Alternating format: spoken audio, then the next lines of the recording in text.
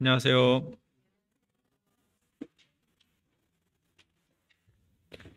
항상 여기 올라오면 첫 시작을 뭘로 어떻게 해야 되나 고민이 되는데 어, 앞에 그림이 뭘 의도하고 있는 것 같습니까? 네?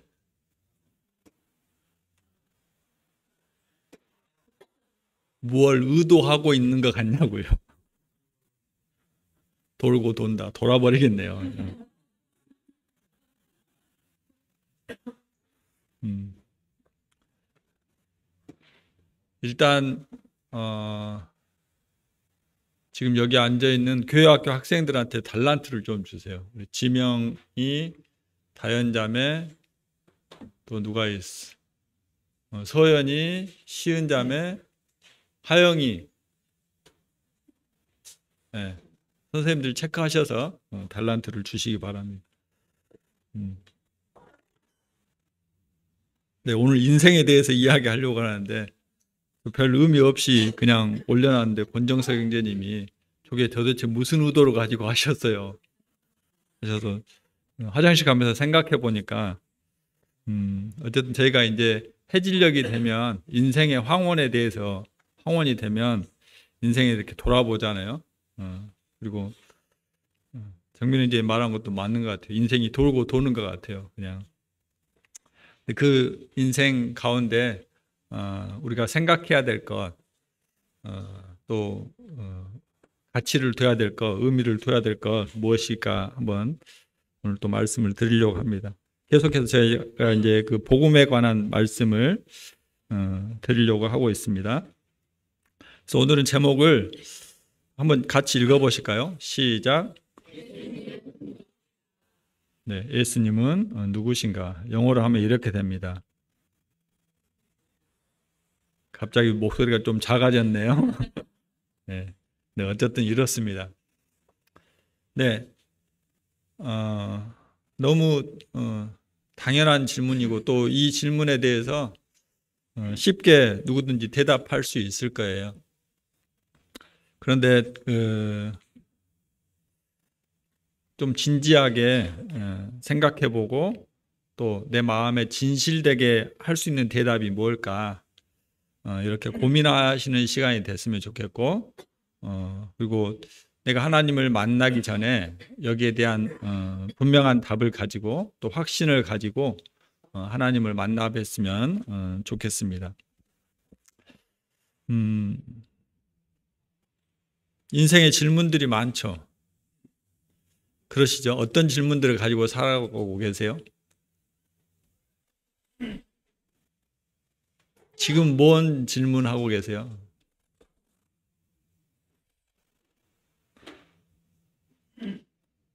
앞으로 내 노후는 어떻게 될까? 아니면 오늘 저녁에 뭘 먹을까? 내일은 무슨 옷을 입을까? 이런 또 학생들은 내가 어떤 회사에 취직할까? 또 어느 대학에 갈 수 있을까? 또 나는 어떤 배우자를 만나서 어떤 가정을 꾸릴까? 또 하나님이 나에게 어떤 자녀를 줄까? 이런저런 고민들이 많이 있겠죠. 또 짜장면을 먹을 것이냐, 짬뽕을 먹을 거냐. 이런 고민들. 늘 우리는 크든 작든 또 그것이 중요하든 그렇지 않든 간에 늘 질문하고 또 고민하고 거기에 대해서 스스로 이렇게 답하고 살아가는 것 같습니다. 어쩌면 이 인생이라고 하는 것 자체가 질문의 연속이고 끝이 아닌가 그런 생각이 되어지더라고요. 그 수많은 질문 중에서 저희가 반드시 해야 될 질문 또 그것에 대한 답을 가져야 될 질문이 바로 이 예수님은 누구신가 하는 것입니다. 너무 많이 예수님이라는 이름을 들었기 때문에 또 예수님에 관해서 예수님은 이런 분이시다 이런 것들을 이야기할 수 있을 거예요. 근데 여기서 이제 이야기하고 싶은 것은 관계적인 것을 말씀드리고 있습니다. 나와 예수님은 어떤 관계가 설정이 된 분이냐. 그러니까 이 양진규라고 하는 존재가 많은 사람들과의 관계 속에 있잖아요. 근데 어떤 사람은 저를 저희 가족들은 저희를 뭐 동생이라고 부르기도 하고 아들이라고 부르기도 하고 또 남편이라고 부르기도 하고 아빠라고 부르기도 합니다. 또 형이라고 부르기도 하고 이런 관계 속에 있었죠. 또 제가 사회를 나가면 어떤 분은 아저씨라고 부르기도 하고 어떤 분은 그냥 제 이름을 부르기도 하고 어떤 분은 뭐 사장님이라고 하기도 하고 여러 관계 속에서 제가 불려지는 이름이 다르잖아요. 그런 것처럼 관계 속에서 맺어진 예수님은 어떤 분인지 내가 그냥 지식적으로 알고 있는 예수님 말고 예수님과 나와는 어떤 관계가 있는지 이런 것들을 한번 생각해 보시는 시간이 됐으면 좋겠습니다. 예수님에 관해서 정확하게 뭐 또 많은 것들을 정보를 제공해 드릴 수 있을 수도 있고 없을 수도 있습니다. 어려운 문제예요. 다만 이제 성경에서 말하고 있는 부분들을 저희가 살펴보고 함께 조금이라도 이렇게 알아가기를 원하는 마음이 있습니다. 히브리서 1장 2절에서 3절에는 예수님에 관해서 이렇게 7가지로 묘사를 해주고 있습니다. 첫 번째는 그분은 만유의 상속자이시다. 두 번째, 모든 세계를 지으셨다. 세 번째, 하나님의 영광의 광채이시고 네 번째, 하나님의 본체의 형상이다. 다섯 번째, 만물을 붙들고 계시고 여섯 번째, 죄를 정결하게 하셨다. 그리고 일곱 번째, 하나님 보좌 우편에 앉아 계신다. 만유의 상속자라고 하는 말씀은 이 세상의 모든 것이 예수님 거라는 거예요. 이 세상의 상속자라고 하는 의미가 물려받은 거잖아요. 그래서 하나님으로부터 이 세상의 모든 것들을 물려받으셨다. 그런 의미입니다. 그래서 이 세상이 다 예수님 거다. 이렇게 이야기하고 있고 그 다음에 모든 세계를 지으셨다고 하는 말은 세 글자로 하면 뭐죠? 창조자이다. 창조주이시다. 이렇게 말씀하고 있습니다. 그리고 하나님의 영광의 광채이시다. 또 하나님의 본체 형상이시다. 이건 어려워요. 설명하기가 어렵습니다. 저희가 어떻게 사실 하나님의 존재에 대해서 다 알 수 있다. 또 하나님은 이런 분이시다라고 일목요연하게 정리할 수 없기 때문에 이 하나님의 영광의 광채, 하나님의 본체의 형상 이런 부분들을 저희가 구체적으로 또 사람들이 잘 이해할 수 있도록 전달해 드리는 것은 사실 어려운 문제입니다. 그냥 간단하게 생각해서 이분은 그냥 예수님은 하나님이시다 이렇게 받아들이시면 좋을 것 같습니다. 그리고 다섯 번째로 만물을 붙들고 계신다. 지난주에 말씀 들으셨죠? 이 붙든다고 하는 의미가 어떤 의미라고요? 그냥 잡고만 있는 게 아니라 인도해 가고 계신다. 이걸 운영해 가고 계신다. 그래서 이 세상 만물들이 질서 속에서 잘 유지될 수 있도록 그렇게 이 모든 것들을 붙들고 계신다. 어떤 법칙을 유지하고 계시고 태양과 지구와의 거리를 유지하고 계시고 이런 것들을 이야기하고 있는 거예요. 하나님이 이 만물을 붙들고 계시지 않으면 저희가 사실 호흡할 수 없습니다. 살아갈 수 없어요. 그래서 하나님의 붙드심 예수 그리스도가 이 우주 만물을 붙들고 있기 때문에 저희들이 이렇게 지금 살아가고 있는 것입니다. 심지어 죄를 짓는 것도 예수님께서 이 우주 만물을 붙들고 있기 때문에 우리가 죄를 짓고 사는 거예요. 네, 그렇지 않으면 우리 생명 자체가 유지될 수 없기 때문에. 그리고 여섯 번째로 죄를 정결하게 하는 일을 하신 분입니다. 그리고 일곱 번째로 지금 죄를 정결하게 하시고 하나님 보좌 우편에 앉아 계신 분이라고 히브리서에서는 예수님에게서 이렇게 7가지로 묘사를 해주고 있습니다. 다음을 보시면 골로새서 1장 15절에는 예수님은 하나님의 형상이다, 하나님의 영광이다 이렇게 말씀하고 있습니다. 아까 좀 전에도 말씀드렸던 것처럼 하나님 하시면 어떤 이미지가 떠오르세요? 하나님에 대해서 어떻게 소개하실 거예요? 대부분의 사람들은 또 저희들이 이제 하나님을 믿는 사람들이기 때문에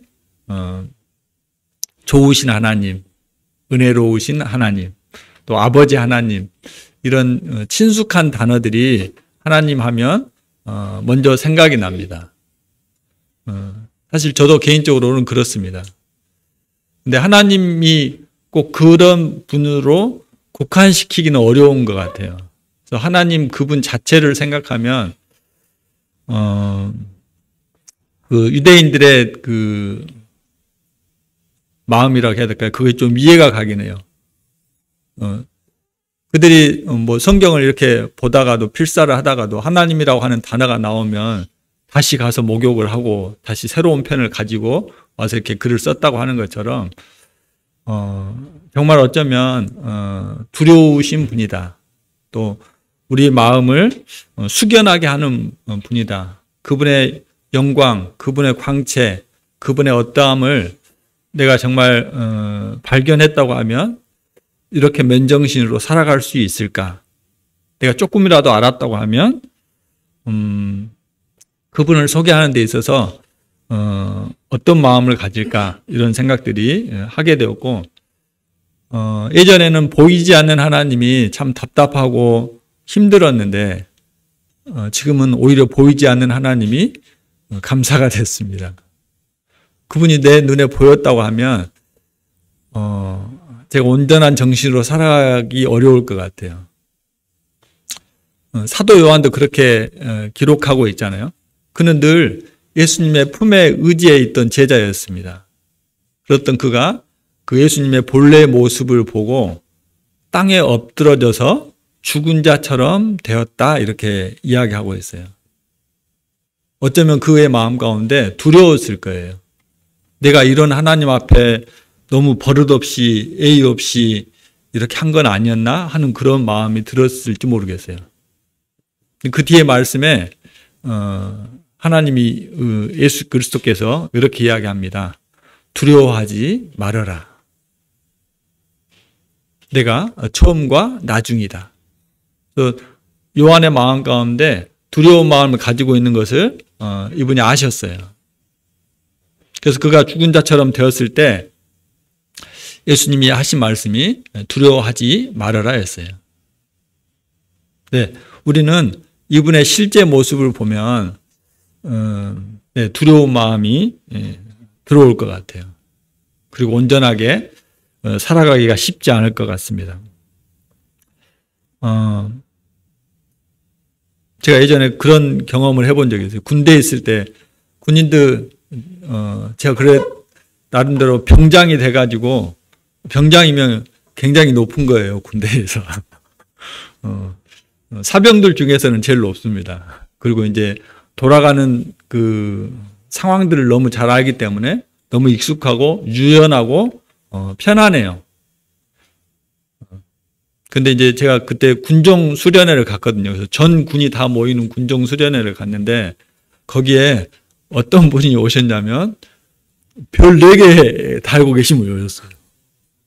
모자에 별을 4개를 쓰셨는데 못 쳐다보겠더라고요. 얼굴도 기억도 안 나지만 별만 보여요. 그리고 혹시라도 저에게 무슨 이렇게 말을 걸거나 지적을 하실까봐 저도 모르게 몸이 이렇게 움츠러들더라고요. 내가 하나님 믿는 사람이라고 이런 당당함으로 온데간 데가 없어요. 그냥 그 별 4개라고 하는 그 아우라에 그냥 제가 아무 잘못도 한 것도 없는데 그냥 스스로 이렇게 움츠러들더라고요. 저희들 정치인들 욕 많이 하시죠? 근데 사실 그분 앞에 가면 그렇게 잘 안 될 거예요. 제 사촌 형님이 그 군대를 어디로 가셨냐면 청와대로 가셨어요. 청와대로 가셨는데 그 대통령 경호하는 그 보디가드 있잖아요. 거기로 가서 그분은 그래서 그 군번줄도 없어요. 군번도 없어요. 근데 그때 당시 대통령이 이런 발언을 하면 좀 위험하긴 한데 YS였어요. 근데 저희 사촌 형님이 좀 막 이러고 다니셨거든요. 근데 제가 이제 휴가 나와서 한번 물어봤어요. 형님 그때 막 미워하고 그랬었잖아요. 막 욕하고 그랬었잖아요. 그럼 마음 안 생겨요? 앞에 있는데? 그랬더니 야, 아무 생각 안 나. 그런 생각할 엄두가 안 난대요.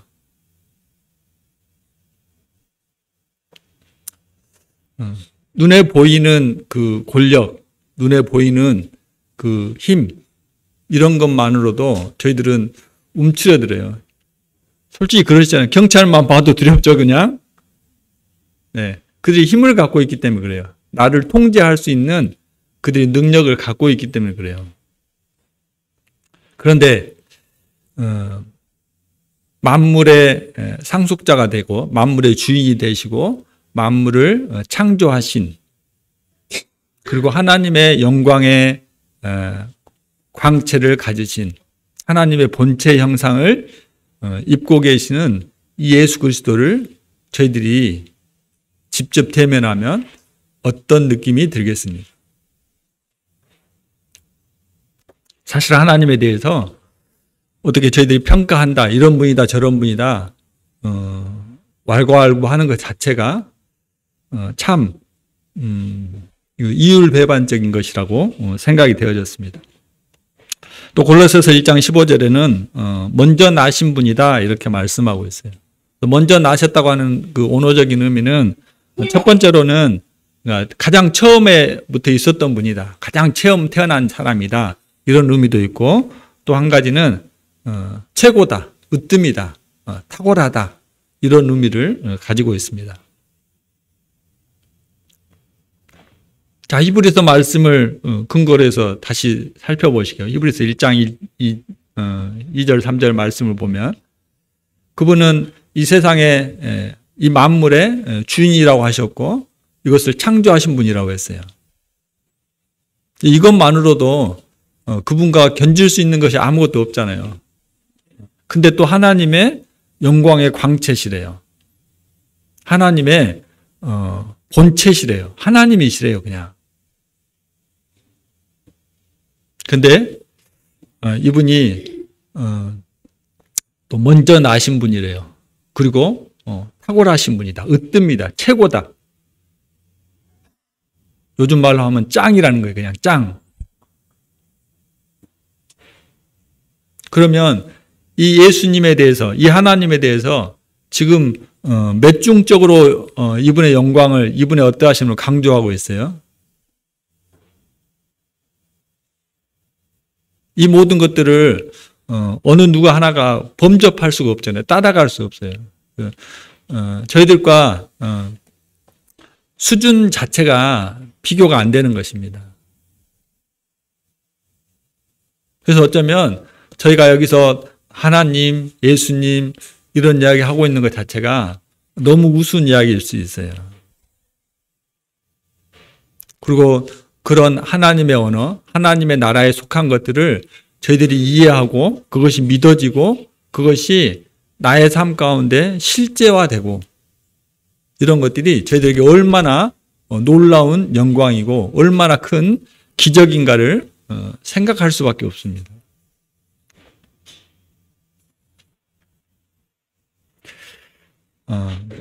예수님이 어떠한 분이신지에 대해서 성경에 나와 있는 것들을 정리를 해보았습니다. 첫 번째, 그분은 영원한 속성을 가지고 계십니다. 이제도 있고 전에도 있었고 장차 올 뿐이다. 그래서 먼저 나신 분이라고 했잖아요. 그래서 이 세상이 창조되기 전부터 그분이 있었다는 거예요.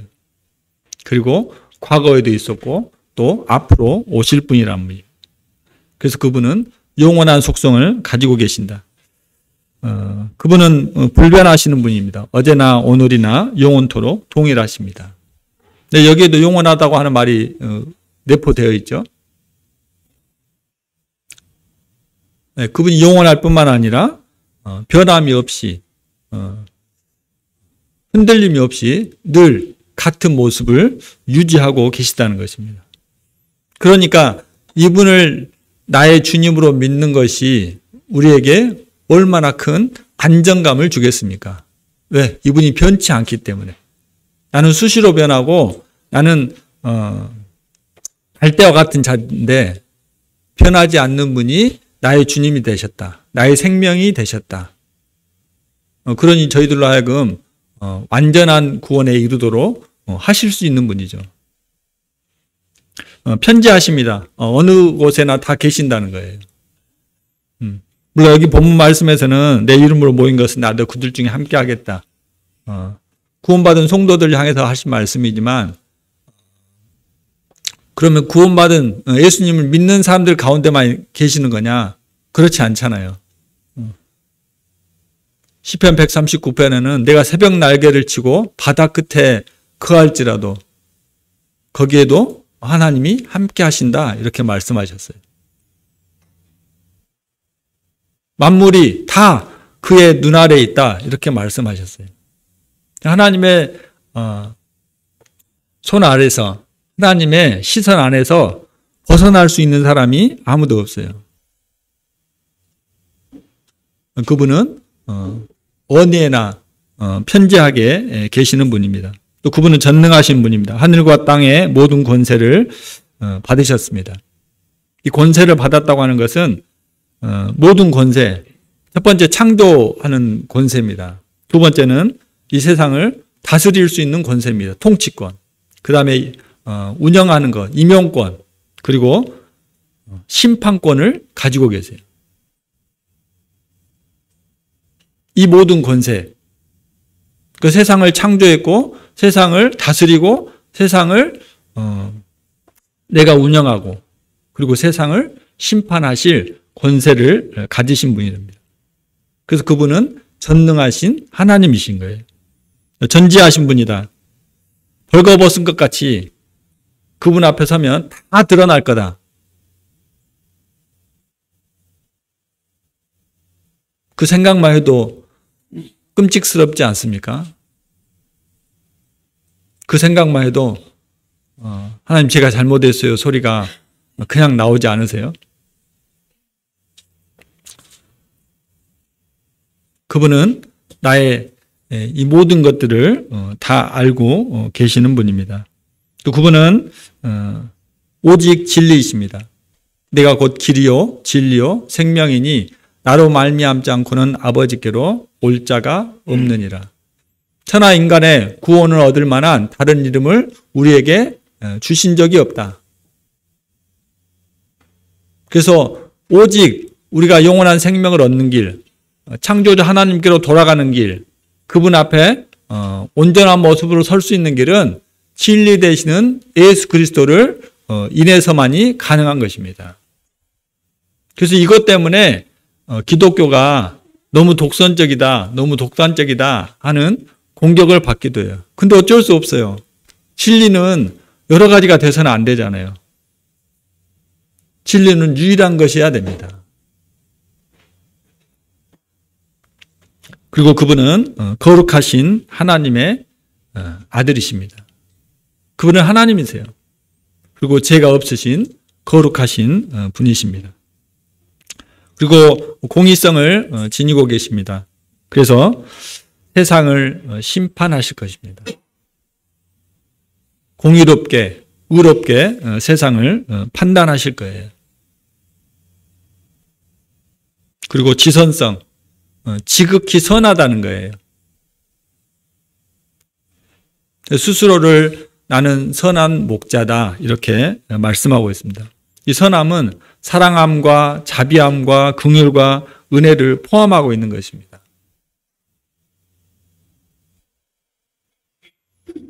어떤 부분이 마음에 드세요? 예수님의 신성 중에, 이 9가지 중에 내 마음에 드는 부분이 어떤 부분이 있어요?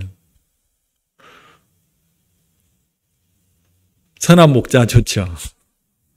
네.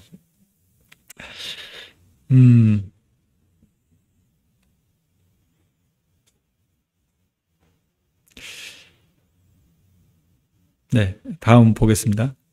예수님은, 그전에는 예수님의 속성에 대해서 살펴봤어요. 예수님이 하신 일에 대해서 살펴보겠습니다. 창조를 하셨습니다. 창조자라고 하셨죠. 만물이 그로 말미암아 지은 바 되었다. 또 운영하고 계신다고 했어요. 유지하시는 분이라고 했어요. 그래서 만물이 그 안에 함께 서 있다. 그리고 속죄하는 일을 하셨습니다. 그가 우리 죄를 없이 하려고 이 세상에 오셨습니다. 그리고 그분은 하나님과 사람 사이에 중보자가 되셨습니다. 지난 금요일 날 이상주님 그런 교제를 해주셨어요. 이 중보한다고 하는 것은 탄원하는 거다. 그래서 그냥 용서해 주세요. 그게 아니라 제가 다 빚을 갚았잖아요. 제가 제 짐을 다 짊어졌잖아요. 하나님 보좌 우편에서 저희들이 다시금 죄를 지을 때마다, 사람들이 죄를 지을 때마다 하나님 앞에서 예수 그리스도께서 그와 같이 말씀하고 있다는 거예요. 제가 죄를 지을 때마다, 그래서 제가 십자가에 죽었잖아요. 또 죄 짓네. 그러니까요. 그래서 제가 피 흘렸잖아요. 아버지께 계속해서 이와 같이 말씀드리고 있다는 거예요. 그래서 이 사람은 죄가 없습니다. 무죄합니다. 이렇게 변호해주고 있다는 거예요. 그리고 그분은 공의로 세상을 심판하시는 분입니다.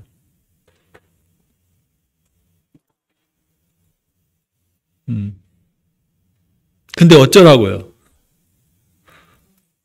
예수님이 이런 분인데 하나님에 관한 영원한 속성에 대해서 배웠어요. 영원하기도 하고 불변하기도 하고 편재하기도 하고 또 그분이 창조를 이루기도 하고 유지하기도 하고 속죄를 하시기도 하셨는데 근데 어쩌라고요? 그게 나하고 무슨 상관이에요? 그래서요.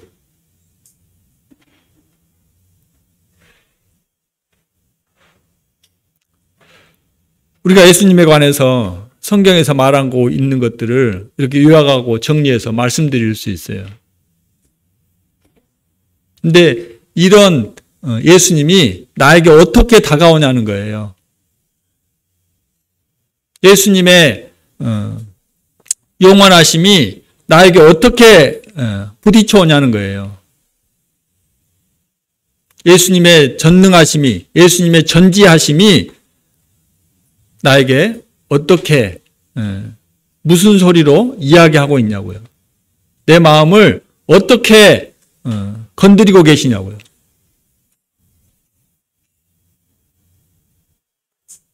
저도 곰곰이 생각해 보니까 예수님 믿기 전에는 그래서요. 아 그래요.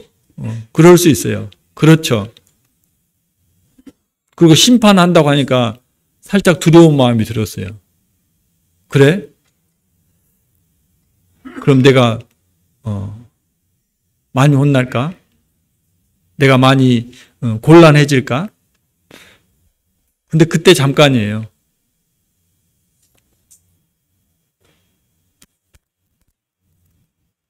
그래서 어떻다는 거예요. 근데 예수님을 믿고 나니까 이 모든 것 하나하나가 다 감사로 다가오기 시작했습니다. 그분이 영원한 것이 얼마나 감사가 되는지.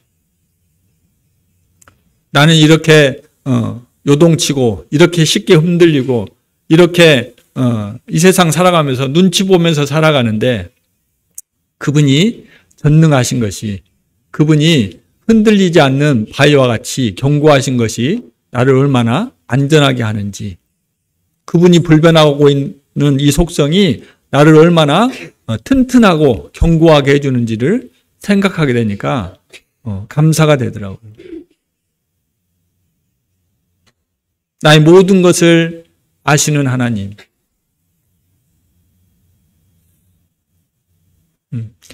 두려움이 있기도 하지만 우리가 하나님 앞에 진실되게 행하는 이런 것들까지도 하나님께서 기억하고 계신다는 거예요. 내 마음을 알아주신다는 거예요. 그리고 내 마음을 공감해 주시고 위로하시고 격려하시는 거예요. 근데 그분이 심판하시는 것도 감사가 됐어요. 네, 하나님, 이 세상은 공평하지 않아요. 하나님, 이 세상은 너무 제약됐어요. 공의롭게 심판되어지는 것이 마땅합니다. 다만 그분이 천년을 하루처럼, 하루를 천년처럼 참고 기다리고 계셔서 이 심판의 때가 미루어질 뿐입니다.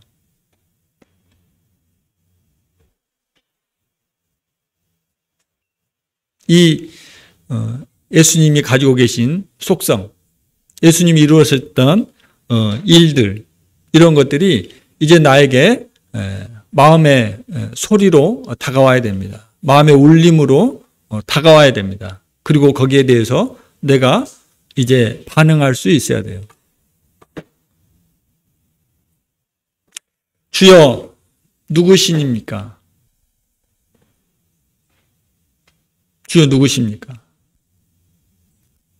이것은 사울이 했던 이야기예요. 사도행전을 잠깐 보시겠습니다. 사도행전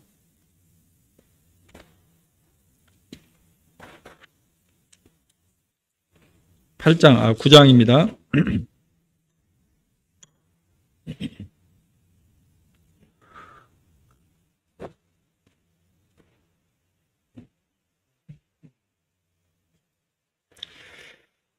사도행전 9장 5절입니다.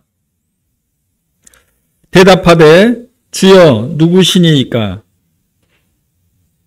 이르시되 나는 네가 박해하는 예수다. 4절에 보시면 땅에 엎드러져 들음에 소리가 있어 이르되 사울아 사울아 네가 어찌하여 나를 박해하느냐. 먼저 예수님께서 어떤 일들을 일으키셨습니다. 이 사울에게. 그리고 그가 땅에 엎드러져 있을 때 하늘에서 소리가 들리기 시작했어요. 어떤 소리였어요? 사울아 사울아, 이름을 부르는 거죠.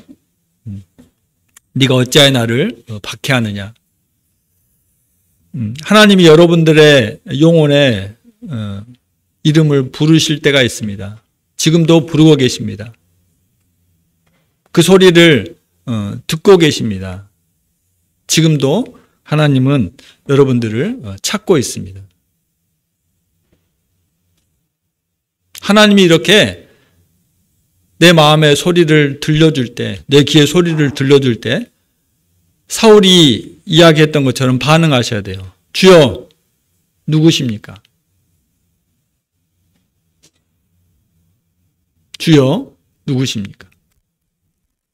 우리가 하나님 앞에 묻기만 하면 하나님이 답해 주세요. 그래, 네가 나에게 관심이 있구나. 내가 알려줄게. 네가 박해하는 예수야.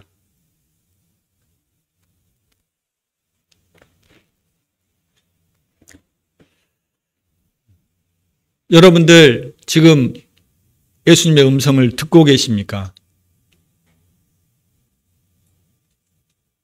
그리고 들려지는 예수님의 이름 앞에 뭐라고 대답하십니까? 주여 누구십니까? 먼저 질문하셔야 돼요.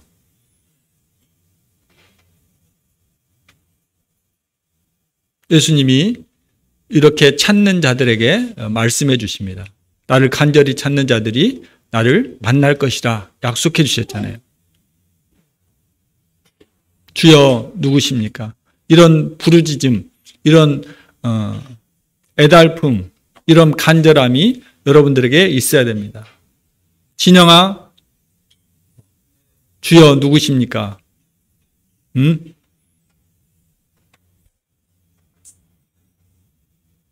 예수님이 말씀해 주셨어요. 사울에게는 이렇게 이야기하셨어요.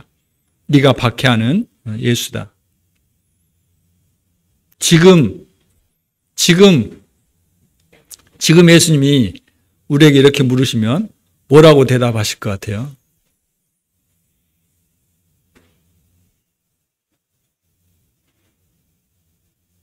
저는 생각해 보니까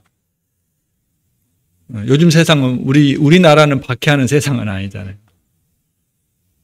근데 아마 이런 대답이 제일 많이 하시지 않을까 싶은 생각이 들었어요. 주여 누구십니까? 네가 외면하고 있는 예수다. 네가 무시하고 있는 예수다. 네가 모른 척하고 있는 예수다.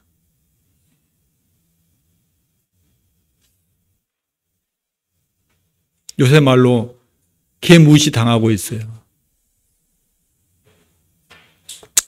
그분이 만물의 주인 되심에도 불구하고, 그분이 나를 지으셨음에도 불구하고, 그분이 나를 위해서 이 우주 만물을 안전하게 지켜주고 계심에도 불구하고 그분은 무시당하고 외면당하고 있습니다.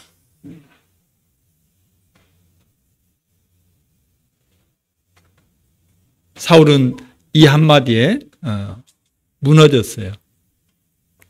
자기 모든 것을 내려놓았습니다. 네, 하나님의 음성을 들으면, 예수님의 음성을 들으면 우리는 살아납니다. 자신을 내려놓게 돼 있어요. 그래서 예수님 말씀하셨잖아요. 듣는 자는 살아날 것이다. 소리가 들리십니까? 외면하지 마시고 그때 주님 앞에 물으세요. 주님 누구십니까? 그러면 예수님 분명히 말씀하실 겁니다.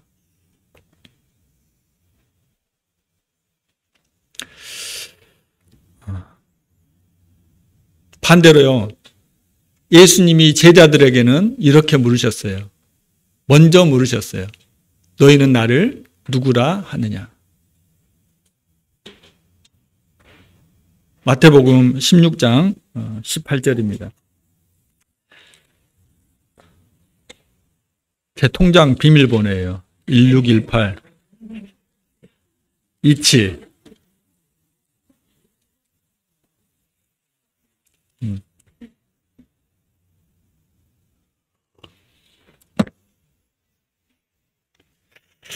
유튜브에 빼주세요, 그거.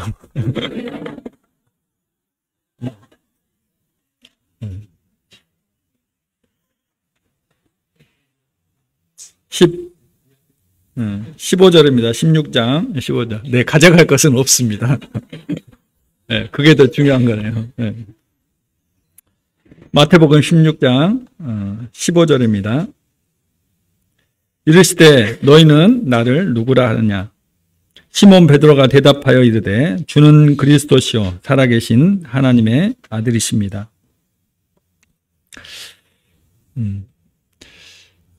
예수님을 따라다녔던 제자들에게 어쩌면 이들은 이제 예수님에게 자신의 삶을 내어 맡겼던 자들인 것 같아요. 믿음을 고백했던 자들인 것 같습니다.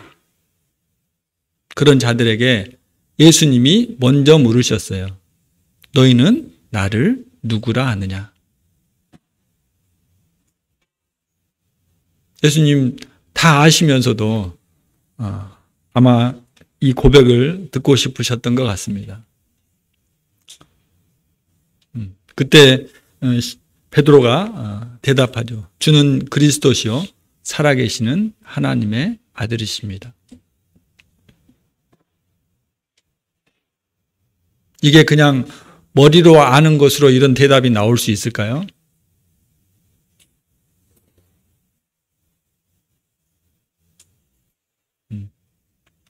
예수님이 그 대답에 대해서 이렇게 평가해 주셨습니다. 이것을 알게 한 것은 혈육이 아니고 하늘에 계신 내 아버지가 알게 하셨다. 그리고 이렇게 고백한 사람들은 복이 있다 이렇게 말씀하고 있습니다. 네. 아직 예수님을 만나지 않는 사람들에게 예수님은 당신을 향해서 묻기를 원하십니다. 주여 누구십니까? 예수님과 함께 하고 있는 사람들에게 예수님은 듣기를 원하십니다. 너희는 나를 누구라 하느냐?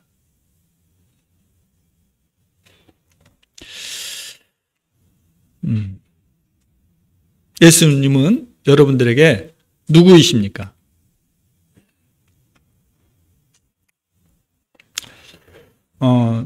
한 선교사를 소개하려고 합니다. F.S. 밀러라고 하시는 분인데, 이분이 1866년도에 미국의 펜실베니아주에 거기서 태어나셨어요. 의사의 집안에서. 그래서 유복하게 잘하셨겠죠. 네, 장성해가지고 이제 결혼을 해서 한국으로 1906년 그때 이제 선교사로 옵니다. 26살 때 아내와 함께 선교사로 그때는 조선 땅이었겠죠. 한국이 아니고 옵니다. 아직 신혼부부인데 자녀가 생기질 않았어요. 한국에 와서 선교하면서 도산 안창호 선생님 알죠? 이분이 이 선교사 밑에서 배웠어요. 그리고 주일학교 교사 일까지 하게 됩니다. 구원받으시고. 그리고 3년이 지난 다음에 드디어 이 집에 아이가 생겼어요. 얼마나 기뻤겠어요. 남자아이가 생겼는데, 근데 8개월 만에 이 아이를 하나님이 데려가십니다. 그리고 이제 그 선교사들 묘역이 있는 양화진이라고 하는 곳이 있거든요. 거기에다가 이 아이를 이제 묻어줍니다.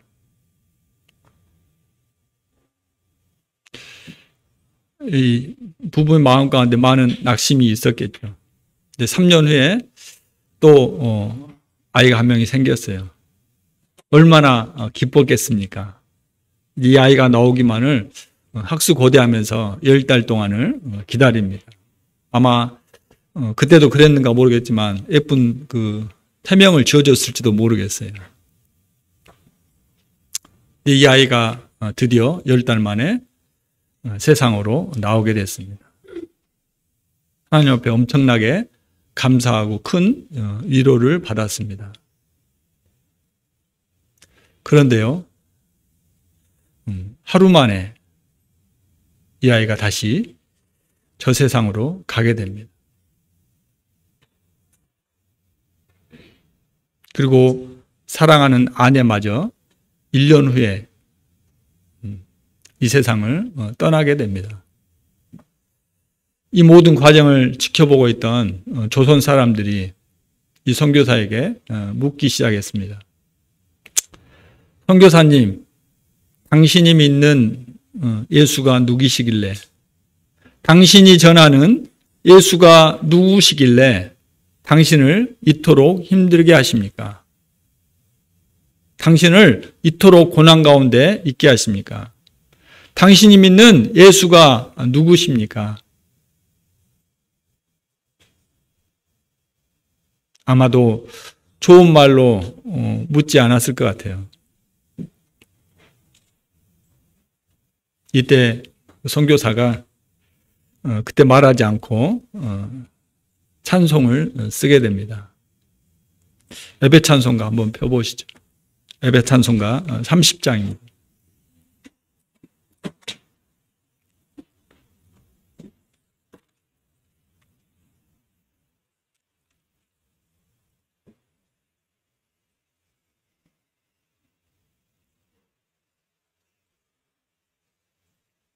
제가 읽겠습니다. 예수님은 누구신가? 우는 자의 위로와 없는 자의 풍성이며 천한 자의 높음과 잡힌 자의 노임되고 우리 기쁨 대신에. 예수님은 누구신가? 약한 자의 강함과 눈먼 자의 빛이시며 병든 자의 고침과 죽은 자의 부활되고 우리 생명 대신에. 조선 사람들은 묻기 시작했습니다. 당신이 전하는 예수가 도대체 누구시길래 당신을 이토록 힘들게 하십니까? 선교사는 이 노래로 그들에게 대답했습니다. 예수님은 누구신가? 추한 자의 정함과 죽을 자의 생명이며 죄인들의 중보와 멸망자의 구원되고 우리 평화 되십니다. 조선 사람들은 묻기 시작했습니다. 당신이 전하는 예수가 누구시길래 당신을 이토록 힘들게 하십니까? 선교사는 대답했습니다. 예수님은 누구신가? 온 교회의 머리와 온 세상의 구주시며 모든 왕의 왕이요 심판하실 주님 되고 우리 영광 되시네. 이 노래를 지어서 그들에게 대신 대답했다고 합니다. 여러분에게 예수님은 누구십니까?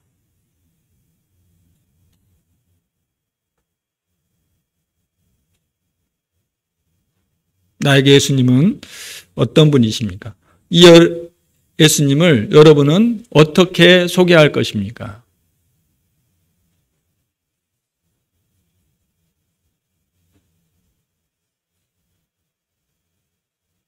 아직 예수님을 만나지 못하셨으면 물으세요. 주여 누구십니까?